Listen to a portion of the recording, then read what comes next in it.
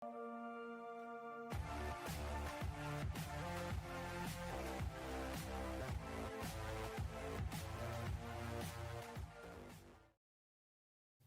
galera, tudo bem? Seja bem-vindo ao canal. Eu me chamo Alexandre Rodrigues, eu sou professor de Biologia e a nossa aula de hoje é sobre o grupo chamado Nematelminto. Isso mesmo, pessoal, Nematelminto é um filo.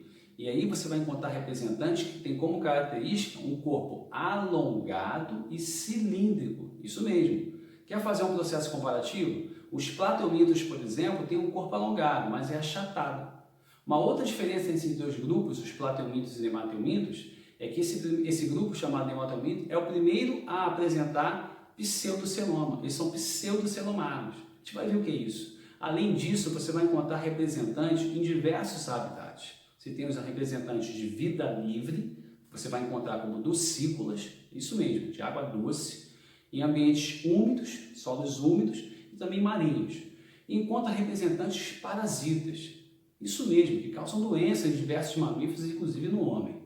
Outras características interessantes eu vou destacar aqui agora para você, mas eu quero chamar a sua atenção para esse desenho. A gente vai fazer uma relação aqui dessas características gerais com esse desenho para que você possa entender melhor, tá? Então vamos imaginar o seguinte, ó. O corpo desses animais é alongado, certo? A gente vai cortar o corpo dele no meio e eu vou virar ele para você nessa posição. Então o que a gente está vendo aqui, ó, é justamente o que? A parte interna desse animal, tudo bem? Então de fora para dentro você tem a pele, que tecnicamente é chamada de cutícula. Embaixo da cutícula vem o primeiro folheto embrionário, o ectoderme, está localizado aqui, ó, ok? Aí embaixo desse ectoderme vem o segundo folheto embrionário, o chamado mesoderme. Esse mesoderme é um folheto embrionário que surgiu nos plateumintos, tá? E os nematelmintos herdaram essa característica diferencial. Aí abaixo desse mesoderme vem o terceiro folheto embrionário, chamado endoderme. É isso, pessoal, que prova que esses animais são o quê? Triplásticos. Quero lembrar que esses folhetos, eles surgem ali no período embrionário, especificamente na gastrulação. Esses folhetos têm como função produzir tecidos verdadeiros e diversos órgãos, tá? Então anota isso, que isso é importante. Agora, tá vendo essa estrutura aqui, ó, que eu falei agora há pouco? Pseudocelomas? Então, pseudoceloma é uma cavidade. Essa cavidade está preenchida por um líquido. Esse líquido tem diversas funções. Uma função, por exemplo, auxilia no transporte de oxigênio e auxilia também no transporte de nutrientes. É muito eficiente e só está presente nesse grupo. O que eu quero dizer? O primeiro grupo a apresentar pseudoceloma são os nematelmintos. Todos os animais antes deles não possuem essa estrutura. Então, é uma característica diferencial nesse grupo. Eu quero também que você perceba a localização do pseudoceloma. Ele está localizado entre a mesoderme e a endoderme. É esse espaço que você está vendo aqui, ó, tá? Isso é importante, isso já foi cobrado diversas vezes em vestibulares. Essa relação com anatomia e função é muito importante. Vamos dar uma olhada aqui agora nos sistemas. Vamos começar pelo sistema digestório, que é o quê? Completo.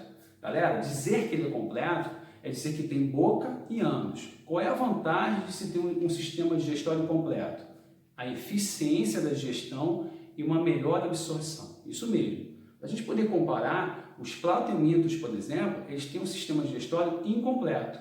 Então a eficiência lá ainda é um pouco precária. Além do fato de que a boca também é o local para a eliminação de restos alimentares, tá? Quanto ao sistema respiratório e o sistema cardiovascular, são ausentes. Aí de repente passa pela sua mente, prof, como é então que ocorre o transporte do oxigênio e o transporte dos nutrientes? Bom, o transporte dos nutrientes, por exemplo, nos mamíferos é feito pelo sistema cardiovascular. Nesses animais não possui. Então como é que acontece o transporte desses dois elementos? O oxigênio e o nutriente? Por difusão. Isso mesmo, difusão. O que é a difusão? É o transporte célula a célula. Acontece mais ou menos assim. Uma célula recebe o oxigênio e também recebe o nutriente. Tira a parte dela e passa para outra célula. E essa célula faz a mesma coisa, passa para outra, que passa para outra. E vai passando uma a uma, até que todas as células daquele tecido recebam os nutrientes e o oxigênio. É isso que a gente chama de difusão, muito eficiente nesse animal. Tá? Outro sistema aqui interessante para a gente é o sistema excretor. E ele excreta, no caso aqui, ó, amônia. Galera, eu quero lembrá-los que todo animal excreta uma substância. A gente chama aqui de excretas nitrogenadas. Excreta nitrogenada é rica em nitrogênio, é tóxico para o corpo da gente. Nos mamíferos, por exemplo, em nós excretamos ureia na urina. Esse animal excreta a amônia, anota isso. Agora, como é que ele vai realizar essa excreta? Bom, acontece da seguinte maneira, existem canais no corpo dele. Esses canais são chamados de canais longitudinais. Também são chamados de canais excretores. Esses canais vão desembocar na pele, lá na cutícula, lembra? E vai sair um orifíciozinho, ou seja, um buraquinho. Esse orifício tem um nome técnico, é chamado de renete. Então, a ureia, a amônia, ela vai circular dentro desses canais até chegar à superfície da pele e sair pelo orifício chamado de renete. É assim que esse animal vai excretar amônia, sempre assim, tá? Bom, vamos chegar aqui no sistema nervoso.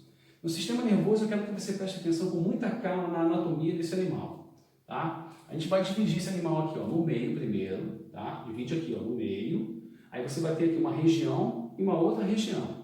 Essa região onde você encontra a cabeça, você vai chamar de região anterior ou região cefálica.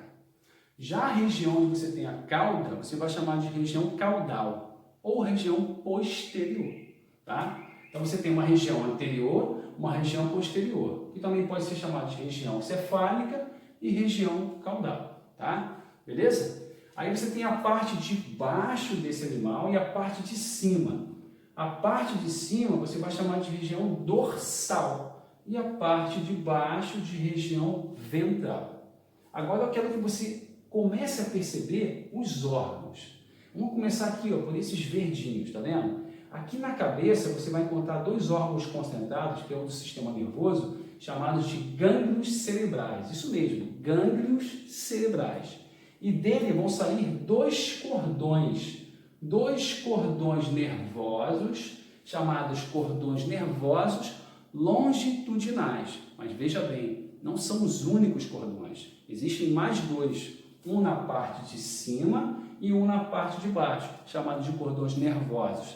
Na parte de cima, dorsal, e cordão nervoso na parte de baixo, ventral. Tá? Além disso, você vai encontrar aqui também, ó, essa estrutura, que é a boca. E dela sai um tubo muito longo, que é o tubo digestório, desembocando então na saída que você vai chamar de ânus. Pronto, esse animal realmente tem um sistema digestório completo. Tá? Além disso, o que a gente pode estar destacando aqui ainda?